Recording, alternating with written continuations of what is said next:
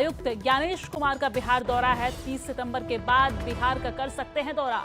अक्टूबर के दूसरे सप्ताह में चुनाव का हो सकता है ऐलान। 2 से 3 चरण में हो सकता है ये चुनाव। 30 सितंबर को एसआईआर के बाद अंतिम मतदाता सूची होना है जारी।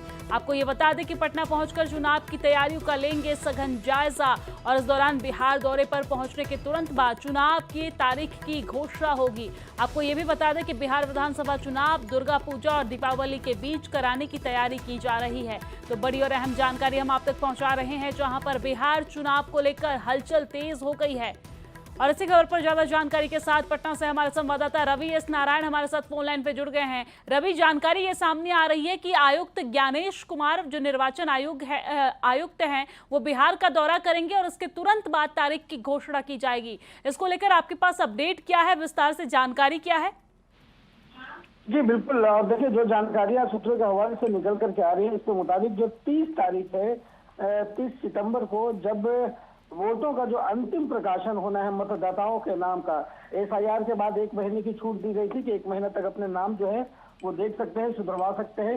तो 30 तारीख का इंतजार है। 30 सितंबर जैसे ही खत्म होगा उसके बाद अगले सप्ताह माना जा रहा है कि ज्ञानेश कुमार जो मुख्य निर्वाचन आयुक्त है और उनके साथ साथ उनकी जो पूरी टीम है वो पूरी टीम पटना पहुंचेगी और यहाँ पे हो सकता है कि 1 से 2 दिवसीय दौरा जो है यहाँ पे पहुंचेंगे। तमाम जो तैयारियां हैं उनका जायजा लेंगे सघनता के साथ और उसके बाद कुछ दिनों में ही चुनाव का जो ऐलान है वो हो सकता है। माना जा रहा है कि अक्टूबर के दूसरे हफ्ते में चुनाव का ऐलान जो है वो कर दिया जाएगा और चुनाव 2 से 3 चरण में हो सकते हैं। जी देखा जाए तो यहाँ पर जानकारी ये सामने आ रही है रवि कि दुर्गा पूजा से लेकर दिवाली के बीच में चुनाव हो सकता है, लेकिन अब बिहार वालों के लिए छठ पूजा बेहद महत्वपूर्ण है और दिवाली के 6 दिन बाद ही छठ पूजा का आगाज होता है, छठ पूजा की शुरुआत होती है। तो क्या इस बार छठ पूजा से पहले ये चुनाव संपन्न हो जाएगा?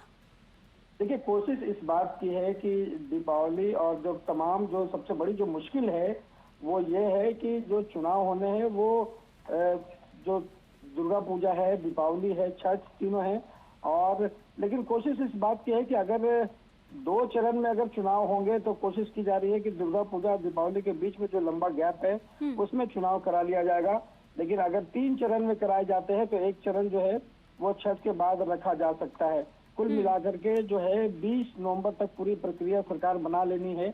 तो उसी तरह से जो है पूरे तारीखों का जो है वो समावेशन किया जा रहा है और कोशिश की जा रही है कि दीपावली और छठ के समय में तमाम वैसे बिहार प्रवासी जो बाहर रहते हैं वो बिहार आते हैं। तो कोशिश इस बात की होगी कि उसी समय तमाम चुनाव करा लिया जाए ताकि वोट का प्रतिशत जो है वो भी बेहतर हो। जी बिल्कुल रवि, हम ये भी देखते हैं कि चुनाव आयोग की तरफ से हमेशा ये कोशिश होती है जब भी बिहार में चुनाव होता है तो छठ पूजा के आसपास चुनाव करवाया जाता है, या तो छठ पूजा के जस्ट पहले या फिर छठ पूजा के जस्ट तुरंत बाद ये चुनाव करवाया जाता है ताकि जो आंकड़ा है, वोट प्रतिशत है, वो ज्यादा से ज्यादा हो, ज्यादा से ज्यादा लोग इसमें भाग ले सके। लेकिन ज्ञानेश कुमार के दौरे को लेकर आपके पास क्या कुछ अपडेट है?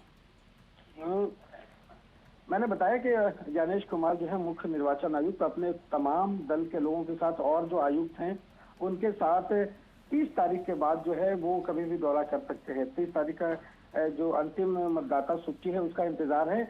उसके बाद सारे लोगों को, राजनीतिक दलों का भी इंतजार है कि कई सवाल खड़े किए गए थे। देखना होगा कि अंतिम सूची प्रकाशित होती है उसमें क्या सवाल खड़े होते हैं।